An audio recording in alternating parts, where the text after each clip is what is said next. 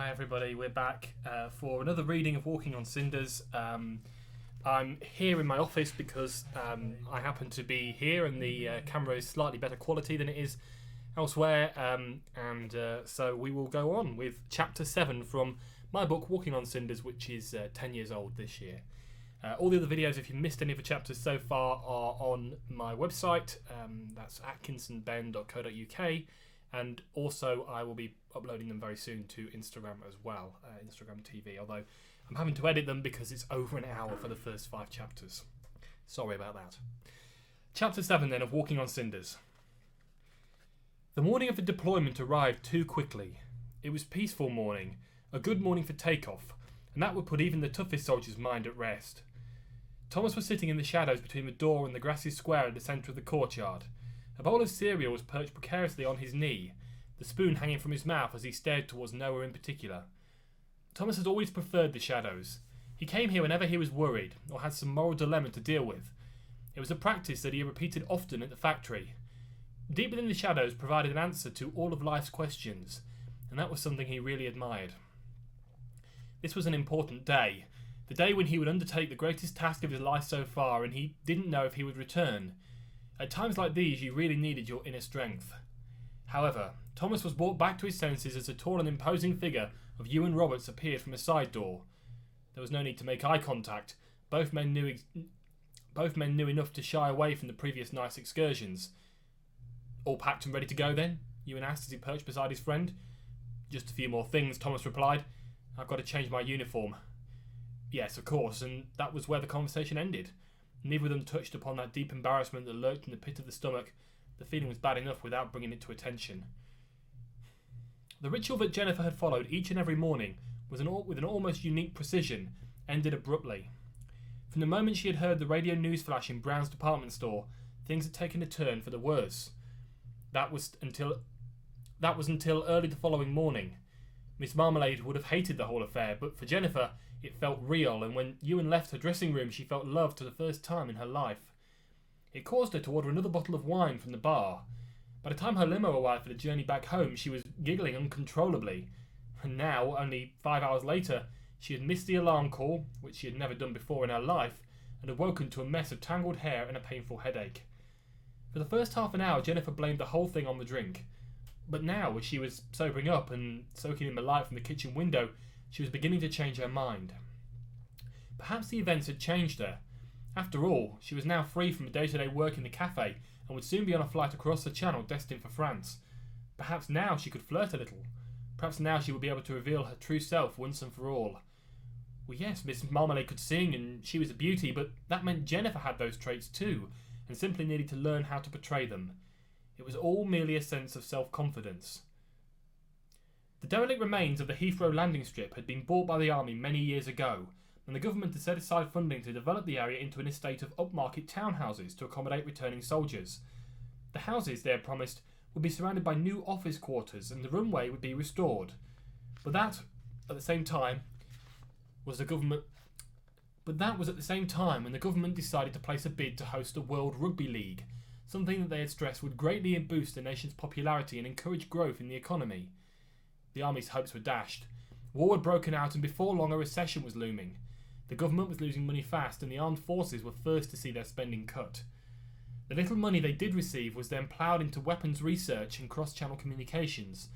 Projects like the Heathrow Landing Strip were conveniently forgotten. If he was honest, Chris didn't like where they were heading. Sitting in the back of the 4900 with the blacked-out windows and with Thomas and Ewan on either side of him, he felt slightly humiliated. They were travelling in a style far above their station and he did not approve. The vehicle pulled up to the left of a long line of oak trees that stretched far into the distance. Here, Chris pondered for a moment and set his sights towards the far horizon. In the distance, a flag was waving in the breeze, and behind that he could just make out the towering mass, which was the Eastern Generic Power Station, one of the last nuclear bunkers. The dull concrete structure contrasted with the bright colours of the flag, clearly visible in the gloom. There was a splash of blue, a strike of white and a dab of red. The flag was flying at full mast because today was St. George's Day. How ironic, Chris thought when he finally realised. Ewan could already see the Myron 960 jet positioned at the end of the runway, and the driver hoisted the luggage out of the boot. He felt his struggle and as the driver hoisted the luggage out of the boot, he felt his stomach lurch with a sudden sickening feeling. This could be his destiny. It wasn't a game anymore, a foolish charade. This was to be a real and personal combat, and he soon concluded it was better not to dwell on it longer than necessary. The doors on either side of the vehicle opened upwards, and the three comrades exited to stand before the line of oak trees. Dressed in full military uniform, they looked abnormally presentable. All wore the berets of a Thames regiment, while Chris had taken the opportunity to flaunt his double bravery medals. Together they were a symbol of the nation's courage, three friends sent together to fight for peace across the world. The colonel was waiting for them at the edge of the steps, watching as they marched in group formation, not 1 foot out of line, towards the aircraft which would fly them to their third tour of duty. "This is it, boys," he saluted, as Thomas reached for the handrail, and a slight breeze blew across the side of his face. "You're going to fight for the peace of this great land. I wish you good luck and a safe journey. Mark my words, men, if this project goes well, your names will go down in history." It was his way of saying goodbye. There was no one else on the runway that morning, all three too young to have families of their own. Swiftly they made their way into the plane, the dull thud of boots hitting the metal steps marching to that of their heartbeats. Then they took their seats in the cabin and waited for the outer door to crash shut, meaning they had no further chance to change their minds. The moment came and went, and the door remained open. Thomas began to drum his fingers rhythmically against the window pane. "Well, when will we be taking off?" Ewan asked impatiently, breaking the repetitious beat. "It would appear we're waiting for something," Chris replied, with little or no tone. "Perhaps the engine has failed and we can't take off after all." His sarcasm was enough to hide the fact that he knew the truth. Ewan knew Jennifer would arrive, and they wouldn't take off without her, while Chris had resigned himself to believing she probably wouldn't turn up at all. And so the waiting game continued, until finally their thoughts were broken by the slight murmur of an engine coming to life. "I guess we're off then," Chris said simply, the slightest hint of a smile. The engine noise grew in volume, a great roar. Over the din, Chris continued. His voice was only just audible. "I knew she was never going to come." "What do you mean?" Ewan began, turning to look out of the window. The jet lurched forward a few feet and began to gain momentum.